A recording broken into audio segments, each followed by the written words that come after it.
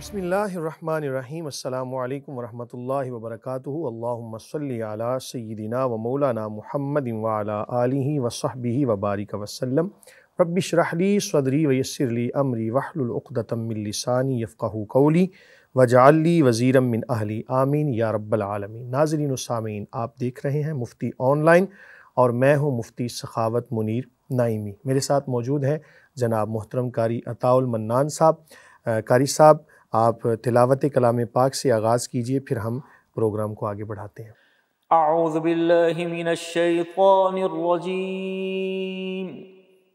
बिस्मिल्लाहिर रहमानिर रहीम।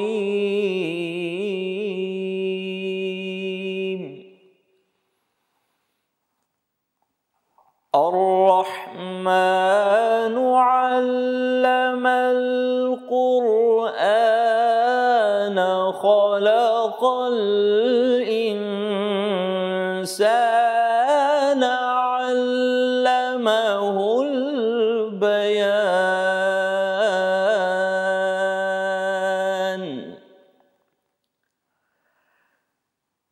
अश्शम्सु वल क़मरु बिहुस्बान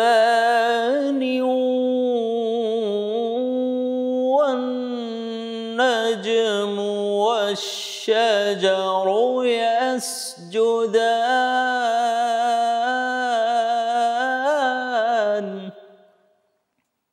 वस्समाअ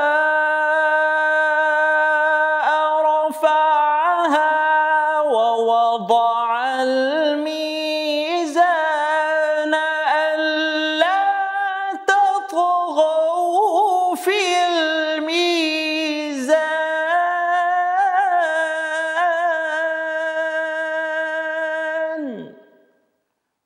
अल्ला तत्गौ फ़िल मीज़ान वअक़ीमुल वज़्न बिल-क़िस्ति वला तुख़्सिरुल मीज़ान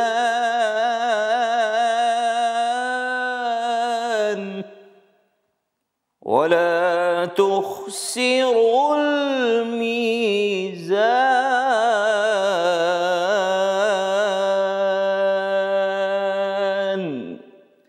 सदक़ल्लाहुल अलीयुल अज़ीम।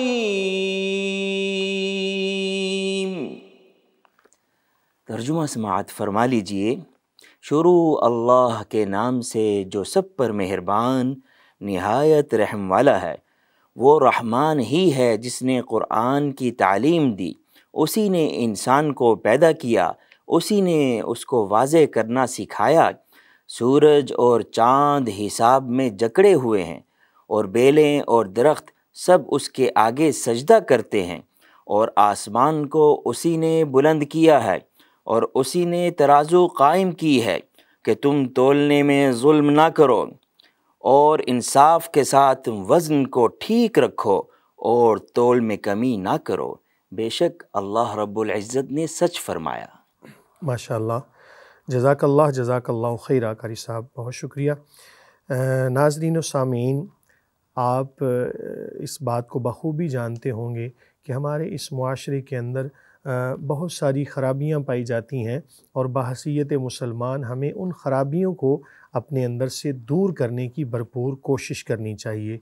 जिस तरह के अगर आप कुरान मजीद फ़ुरक़ान हमीद का मुताला करें, तर्जुमा पढ़ें, तो आपको साबका कौमों के वाक़यात नज़र आएंगे जिनके अंदर अगर अमीक नज़री से गौर व फ़िक्र की जाए तो ये बात वाज़े तौर पे खुल के सामने आती है कि साबका कौमों पर जो अज़ाब नाजिल हुए उनमें कोई भी ऐसी कौम नहीं थी कि जिस पर अज़ाब इस वजह से आया हो कि उन्होंने इबादत के अंदर कोई कमी की हो। हाँ, इस वजह से अज़ाब आया कि हुकूकुल इबाद पामाल किए जा रहे थे। कोई ऐसी कौम कि जिन्होंने नाप तोल के अंदर कमी की, कोई ऐसी कौम आपको नज़र आएगी, उसके वाक़यात आपको नज़र आएंगे कि जिन्होंने حقوق العباد کی ادائیگی نہیں کی، ایک دوسرے کے ساتھ مذاق کرتے اور شریعت کے معاملات کو ہلکا جانتے۔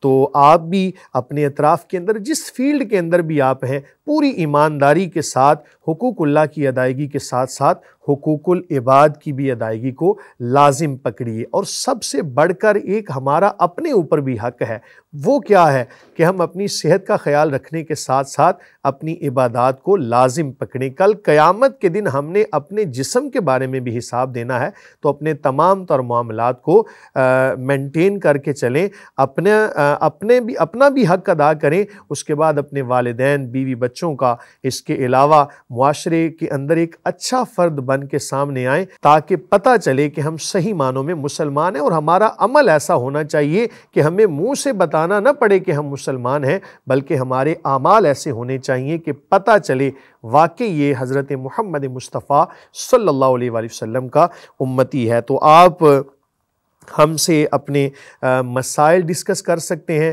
اس کے لیے جیسا کہ آپ جانتے ہیں، سکرین کے اوپر نمبرز جو چلتے ہیں ان کے ذریعے آپ ہم سے رابطہ کر سکتے ہیں۔ ہمارے سوشل میڈیا کے جو پیجز ہیں ان پر آپ اپنے سوالات بھیج سکتے ہیں۔ ہم انشاءاللہ العزیز پوری ایمانداری کے ساتھ قرآن و سنت کی روشنی میں آپ کے جمی مسائل کا حل پیش کریں گے۔ تو آج کے سوالات کی جانب بڑھتے ہیں۔ قاری صاحب، کون سے سوالات آج ہمیں موصول ہوئے، بیان کیجئے۔ جی، پہلا سوال جو ہمیں موصول ہوا ان میں ایک بہن کا سوال ہے صادقہ آباد سے، کہ میں نے اپنے تمام زیورات اپنی ساس کے پاس رکھوائے تھے، ایک جھگڑا ہوا تو میں نے کہا کہ مجھے میرے زیورات واپس کر دیں، لیکن انہوں نے حلف اٹھا کر کہا کہ میں نے تو زیورات پہلے ہی واپس کر دیے تھے، اب میرے پاس بہو کا کوئی قیمتی سامان نہیں ہے، میرے لاکھوں کے زیورات دبا لیے گئے ہیں، اور خاندان کے بڑے بزرگوں کا کہنا ہے کہ حلف پر جو بات ہوئی ہے ہم اس پر یقین نہ کر کے گناہ گار نہیں ہونا چاہتے، ایسے میں انہوں نے میرا ساتھ دینے سے انکار کر دیا ہے۔ برائے مہربانی میری رہنمائی فرمائیں کہ کیا حلف اٹھانے والے پر یقین نہ کرنے والے گناہ گار ہوں گے یا انہیں حق کا ساتھ دینا چاہیے؟ بسم اللہ الرحمن الرحیم۔ دیکھیں کہ شریعت نے جو طریقہ کار ہمارے لیے وضع کیا ہے کہ جب بھی کوئی معاملہ کریں تو اس کو لکھ لیں، اور یہ مسائل کیوں پیدا ہوئے کہ جب ہم نے شریعت کو مد نظر نہیں رکھا۔ قرض کا معاملہ ہو، کوئی لین دین کا معاملہ ہو تو اس کے اندر لکھنے کا حکم ہے۔ یا ایھا الذین آمنوا اذا تداینتم بدین الی اجل مسمی فاکتبوا۔ تو اس سے ہمیں یہ سبق ملتا ہے کہ کوئی بھی معاملہ ہو تو اس کو لکھ لیں، اور اصول بھی یہ یاد رکھیں کہ البینۃ علی المدعی والیمین علی من انکر، کہ جو بینہ ہوتا ہے، ثبوت پیش کرنا، وہ مدعی پر ہوتا ہے کہ جو دعویٰ دائر کرنے والا۔ اب چونکہ آپ کے پاس اگر گواہ ہوں یا بینہ ہو، ثبوت ہوں، تو فیصلہ آپ کے حق میں ہوگا، اور اگر آپ کے پاس گواہ نہیں ہیں، کوئی ثبوت نہیں ہے، تو پھر جو آپ کی ساس ہیں ان سے حلف لیا جائے گا، اور اگر آپ کو یا خاندان کے بڑے جو لوگ ہیں ان کو قرائن کے ساتھ یہ بات معلوم ہو جائے کہ یہ آپ کی ساس جھوٹ بول رہی ہیں، تو انہیں پھر حلف پہ یقین نہیں کرنا چاہیے، اور ایسے میں کوئی شرعی قباحت نہیں ہے۔ جس کے بارے میں یہ پتہ ہو کہ یہ جھوٹی قسم کھانے میں کوئی عار محسوس نہیں کرتا، تو پھر اس کے حوالے سے یقین نہ کیا جائے، اور آپ کے زیورات جو ہیں وہ آپ کے بڑے جو گھر کے بزرگ ہیں ان کو واپس لے کے دینے چاہیے۔ کچھ باتیں قرائن سے بھی معلوم ہو جاتی ہیں۔ بعض دفعہ ہم کسی کو بات پوچھ رہے ہوتے ہیں تو اس کی باڈی لینگویج یہ بتا رہی ہوتی ہے کہ یہ بندہ جھوٹ بول رہا ہے، اور ایسی صورتحال کے اندر ان کو خدا کا خوف دلایا جائے کہ دیکھو آج یہ دنیا ہے، یہاں پر تو معاملہ آسان ہے، لیکن کل قیامت کے دن جب حساب دینا ہوگا تو وہ بڑا سخت ہوگا۔ اور یاد رکھیں کہ دنیا کے اندر اگر کسی کا حق مارا تو کل قیامت کے دن یہ چیزیں تو ہمارے پاس موجود نہیں ہوں گی، نہ مال و دولت ہوگا، نہ کوئی بھی ایسی چیز۔ تو حضور فرماتے ہیں صلی اللہ علیہ وآلہ وسلم، جس کا مفہوم ہے کہ میری امت کا مفلس وہ ہے کہ جو قیامت میں بڑی بڑی نیکیاں لے کر آئے گا، لیکن جب اس کے لین دار آئیں گے جن کا حق دنیا میں مارا ہوگا، اس کی نیکیاں، جو بندہ آیا تھا بڑی نیکیاں لے کر، تو اس کی نیکیاں دوسرے لوگوں کو دی جائیں گی۔ جب یہ بالکل اعمال سے خالی ہو جائے گا تو پھر دوسروں کے گناہ اس پر ڈال کے حساب برابر کیا جائے گا۔ تو ڈریں اس دن سے کہ جس دن قصاص دلوایا جائے گا ہر اس بکری کا بھی کہ جس کے سینگ تھے اس نے بغیر سینگوں والی بکری کو مارا، تو کل قیامت کے دن اس کا بھی حساب لیا جائے گا۔ تو انہیں خدا کا خوف دلائیں۔ بہرحال اگر جھوٹی قسم کھا رہی ہیں تو پھر ان پر یقین نہ کیا جائے کہ یہ علامات منافقین میں سے ہے، اور کام منافقوں والے ہیں۔ ہم ان کو یہ واضح طور پر تو نہیں کہہ سکتے کہ منافق ہیں، لیکن عمل بہرحال منافقین والا ہے۔ یہ کیسے پتہ چلے گا کہ ساتھ سچ بول رہی ہیں یا ان کی بہو سچ بول رہی ہیں؟ اگر وہ مانے ہی نہ ساس تو پھر تعزیر کی جا سکتی ہے، ان کو مارا پیٹا جا سکتا ہے منوانے کے لیے۔ دیکھیں یہ چیزیں تو نا ہم خود تو ان سزاؤں کو نافذ نہیں کر سکتے، بہرحال عدالت میں مقدمہ لے کے جا سکتی ہیں۔ عدالت اس کے حوالے سے شرعی فیصلہ جو بھی کرے یا جو بھی قانونی لائحہ جو بھی قانونی تقاضے ہیں ان کو پورا کر سکتے ہیں، لیکن ہم تو انہیں خدا کا خوف ہی دلا سکتے ہیں کہ اللہ کا خوف کریں، اور جب کسی کے دل میں خوف خدا ہو نا قاری صاحب تو پھر وہ گناہ نہیں کرتا، اور اگر خوف خدا اٹھ جائے تو پھر جو مرضی کریں۔ تو یہ چیز ہے کہ انہیں خدا کا خوف ہی دلوایا جائے، تو امید کرتے ہیں ہم کہ وہ دنیا کے اندر ہی اپنا حساب برابر کر لیں۔ ٹھیک ہے، ماشاءاللہ۔ ایک اور سوال ایک بہن واربرٹن سے پوچھتی ہیں کہ اگر کوئی منت مان کر پوری نہ کرے تو کیا اس کی گرفت ہوگی؟ جی دیکھیں، منت ماننا شریعت کے اندر جائز کام ہے۔ اچھے کام کی منت ماننا جائز ہوگا، برے کام کی منت ماننا ناجائز ہوگا۔ بہرحال اگر منت مانی اور اس کو پورا نہیں کیا تو اس پر کفارہ دینا ہوگا۔ وہ کفارہ وہی ہے جو قسم کا کفارہ ہوتا ہے کہ 10 مساکین کو کھانا کھلانا، یا ان کے کپڑے، یا 3 دن کے روزے، یا ایک غلام آزاد کرنا۔ بہرحال یہ بات یاد رکھیں کہ اچھے کام کی منت مانی تو اس کام کو کیا جائے گا، اگر غلط کام کی منت مانی تو اس کام کو نہیں کیا جائے گا۔ ایسی صورت میں منت کو پورا کرنا لازم نہیں ہوگا۔ جی مفتی صاحب، ایک اور سوال جام پور سے محمد نواز پوچھ رہے ہیں کہ حال ہی میں بڑی بہن کا نکاح ہوا ہے اور 3 مہینے بعد رخصتی ہوگی، لیکن رخصتی سے پہلے ہی ان کے شوہر نے میری باجی پر پابندیاں لگانا شروع کر دی ہیں کہ فلاں سے نہ ملو، فلاں کے گھر نہ جاؤ، بلکہ خود فون پر بات چیت کرنے اور ملنے کی فرمائشیں بھی کر رہے ہیں، اور جواز یہ دیتے ہیں کہ اب میں شوہر ہوں، میری بیوی کو میری مرضی کے مطابق ہی ہر کام کرنا چاہیے۔ برائے مہربانی رہنمائی فرمائیں کہ کیا رخصتی سے پہلے شوہر بیوی پر کسی بھی طرح کا حق جتا سکتا ہے؟ دیکھیں، جب نکاح ہو گیا اور مہر ادا کر دیا گیا تو ایسی صورت میں بیوی کو اپنے خاوند کی اجازت کے بغیر کوئی بھی عمل کرنا جائز نہیں ہے۔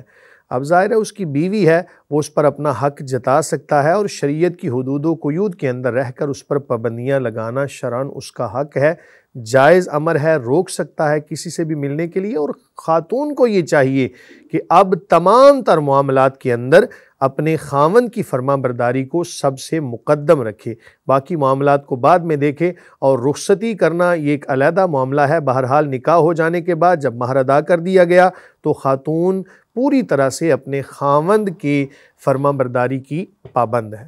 جی اگلا سوال ایک بہن لاہور سے پوچھتی ہیں کہ میری شادی 2 مہینے بعد ہو رہی ہے، لیکن میرے سسرال والے چاہتے ہیں کہ ہم بارات اور ولیمہ ایک ساتھ کر لیں، جسے آج کل شلیمہ کہتے ہیں۔ اس شادی کے تمام اخراجات لڑکے اور لڑکی والے آپس میں بانٹ لیتے ہیں۔ ایسے میں میری رہنمائی کریں کہ کیا اسلام میں اس طرح بارات اور ولیمہ کی تقریبات ایک ساتھ کرنے کی اجازت ہے؟ دیکھیں، اسلام کے اندر ولیمہ کا تصور تو ہے، بلکہ ولیمہ کرنا حضور نبی کریم صلی اللہ علیہ وآلہ وسلم نے فرمایا، اس کا مفہوم ہے کہ ولیمہ کرو چاہے ایک بکری ہی کیوں نہ ہو۔ تو ولیمہ کرنا سنت ہے، اور اس کا طریقہ کار یہ ہے کہ رخصتی ہو جانے کے بعد شب زفاف گزارنے کے بعد شکرانے کے طور پر جو لوگوں کو دعوت دی جاتی ہے، کھانے کا اہتمام کیا جاتا ہے، اس کو ولیمہ کہتے ہیں۔ اس کے علاوہ اگر کوئی معاملہ کیا، بارات اور ولیمہ کو اکٹھا کر کے شلیمہ کا نام دے دیا یا کوئی بھی اس کا نام آپ بدل دیں تو اس سے عام دعوت تو مراد ہوگی، لیکن اس سے یہ نہیں ہم کہہ سکتے کہ ان کا جو ولیمے کی سنت تھی وہ ادا ہو گئی۔ ولیمہ بہرحال سنت ہے، اس کے علاوہ اگر کوئی بھی معاملہ کیا تو وہ عام دعوت ہوگی، اس سے لوگوں کو کھلانے کا ایک طرح سے ثواب تو مل جائے گا، لیکن سنت ولیمہ ادا نہیں ہوگی۔ میں ایک مشورہ آپ کو دوں گا کہ اگر کہیں کوئی ایسا مسئلہ ہو جائے، چونکہ جب رشتہ قائم ہوتا ہے نا تو پھر ایک دوسرے کی مان کے چلنا پڑتا ہے، تو اگر ایسی صورتحال ہے تو پھر آپ جیسے بھی وہ کہتے ہیں شلیمہ کا نام دے کے یا بارات اور دعوت اکٹھی کر کے، تو اس کے بعد آپ گھر کے افراد کو بٹھا لیں، جتنے بھی آپ کے گھر کے افراد ہیں، کوئی تھوڑا سا کھانا بنا لیں تو اس کو ایک سنت ولیمہ کی تقریب رکھ کے گھر کے افراد کو کھانا کھلا دیں، سنت بھی ادا ہو جائے گی۔ اور آپ کا جو پہلا مسئلہ تھا کہ خاندان کے اندر چونکہ کئی لوگ ایک بات پہ اڑ جائیں نا تو پھر اس بات کو چھوڑتے نہیں ہیں، تو یہ ایک سولوشن ہو سکتا ہے اگر آپ اس کو کرنا چاہیں۔ بہرحال سنت وہی ہے ولیمہ کرنا، باقی ایک عام دعوت ہوگی۔ سنا کہ حق مباشرت جب تک ادا نہ ہو تو تب تک ولیمہ کرنا سنت ہی نہیں، تو کیا یہ واقعی صحیح ہے؟ دیکھیں اصل طریقہ تو یہی ہے، لیکن جب خلوت صحیحہ پائی گئی نا تو اس کے بعد اگر دعوت کا اہتمام کر لیا تو ہم یہ کہہ سکتے ہیں کہ ولیمہ ادا ہو گیا، ٹھیک ہو گیا۔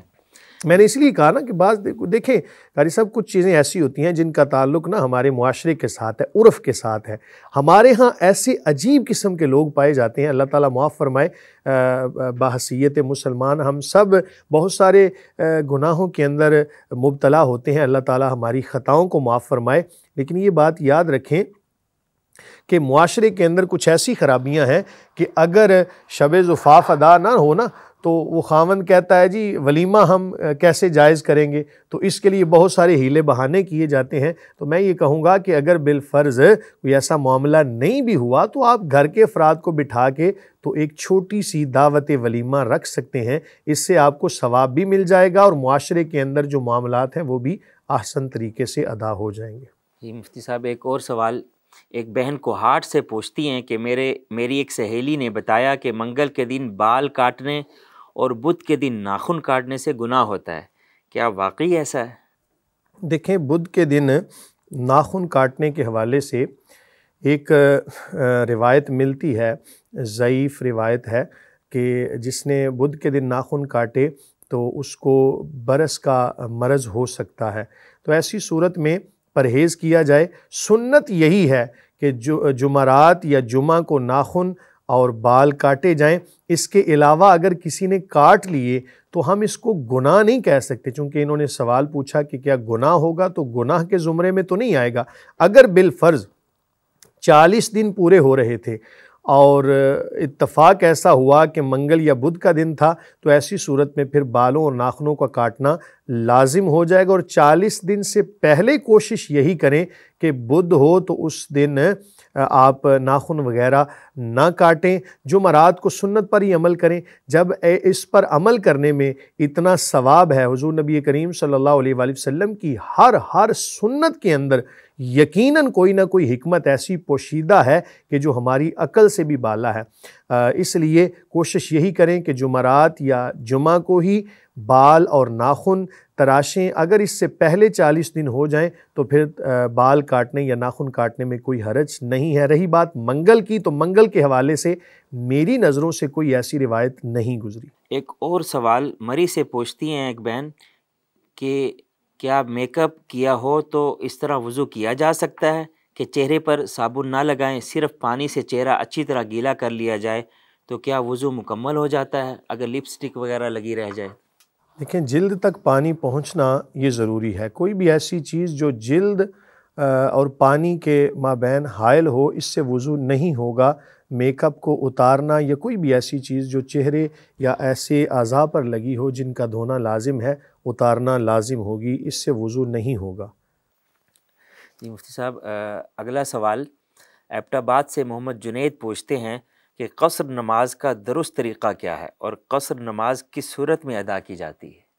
دیکھیں قصر نماز شریعت نے ایک ہمیں چھوٹ دی ہے کہ اگر کوئی بندہ شرعی سفر کر رہا ہو تو اپنے شہر یا دیہات کے مضافات سے نکل کر اگر وہ نماز ادا کرے گا 4 رکعتی نماز، 4 رکعتی فرض نماز، تو اس کو 2 کر کے پڑھے گا، اور اس کی جو شریعت نے ایک حد مقرر کی ہے کہ شہر یا اس کے مضافات سے، شہر کے مضافات سے نکل کر اگر اتنا سفر بنتا ہو، اس پوائنٹ سے جہاں سے یہ چلا ہے اور جہاں اس نے پہنچنا ہے کوئی 98 کلومیٹر، اگر اتنا بنتا ہو سفر، تو یہ رستے میں جتنی نمازیں پڑھے گا 4 رکعتی فرائض کو 2 کر کے ادا کرے گا، باقی اگر سنن یا نوافل ادا کرے گا تو وہ پورے ہی ادا کرے گا۔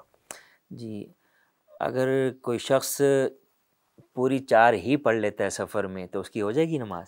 نماز جائز نہیں ہوگی، مطلب جائز اس طرح نہیں ہوگی کہ اس کو شریعت نے نا ایک درجہ رکھا ہے اِساعت کا، مکروہ تنزیہی اور مکروہ تحریمی کے درمیان ایک درجہ ہوتا ہے جس کو اِساعت کہتے ہیں، کہ اس نے برا عمل کیا ہے، لہٰذا اس کو جو نماز ہے وہ قصر ہی ادا کرنا پڑے گی، پوری نماز پڑھے گا تو ایسی صورت میں اِساعت کے زمرے میں آئے گا کہ شریعت نے کہا ہے یہ برا عمل ہے۔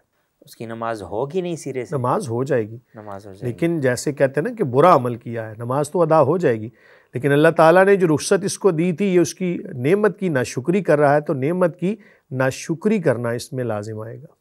جی مفتی صاحب، اگلا سوال سلیم بشیر کراچی سے پوچھتے ہیں کہ میں دوسری شادی کرنا چاہتا ہوں لیکن میری بیوی اجازت نہیں دیتی، کیا میں بیوی سے چھپ کر دوسری شادی کر سکتا ہوں؟ شرعاً کیا حکم ہے؟ شریعت نے کسی قسم کی پابندی اس پہ نہیں لگائی کہ یہ اپنی پہلی بیوی سے اجازت لے کر دوسرا نکاح کرے۔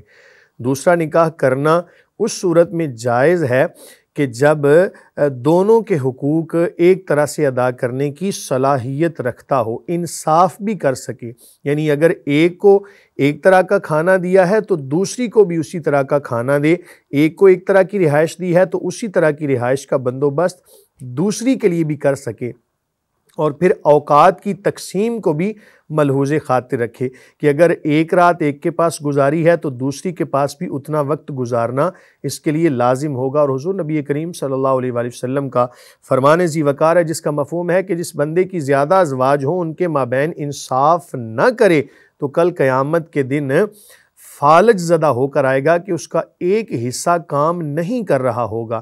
اس لیے اس وعید کو بھی سامنے رکھتے ہوئے پھر دوسری شادی کا فیصلہ کریں، دوسری، تیسری، چوتھی کا جائز تو ہے۔ بہرحال اگر کوئی قانونی رکاوٹ درمیان میں ہو تو اس کے حوالے سے کسی وکیل صاحب سے رجوع کریں۔ شرعی طور پر پہلی بیوی کی اجازت لینا، یہ اس کی شریعت نے کوئی پابندی نہیں لگائی، مرد آزاد ہے، ایک سے بھی کر سکتا ہے، 2 سے 3 سے 4 تک نکاح کر سکتا ہے۔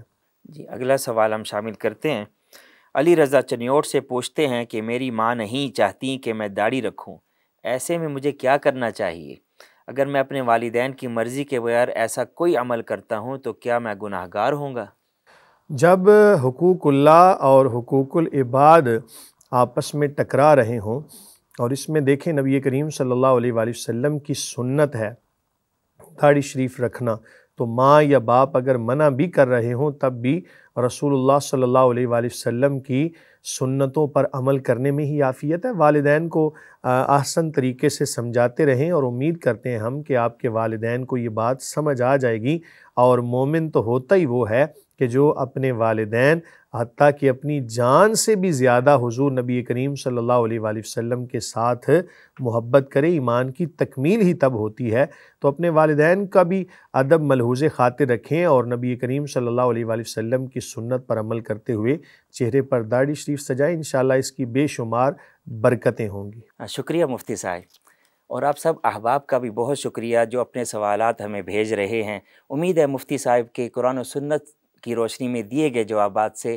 آپ کو خوب رہنمائی ملی ہوگی، اور آپ سب سے گزارش ہے کہ اگر آپ اپنے دینی، شرعی اور معاشرتی معاملات میں رہنمائی چاہتے ہیں تو مفتی آن لائن میں اپنے سوالات ہمارے اسکرین پر دیے گئے نمبر پر بھیجیں، یا آپ ہمارے سوشل میڈیا پلیٹ فارم پر بھی ہم سے رابطہ کر سکتے ہیں۔ آج کی ویڈیو اگر پسند آئی ہو تو ہمارے چینل کو سبسکرائب کریں، ویڈیو کو زیادہ سے زیادہ لائک کریں اور شیئر کریں۔ جزاک اللہ خیرہ۔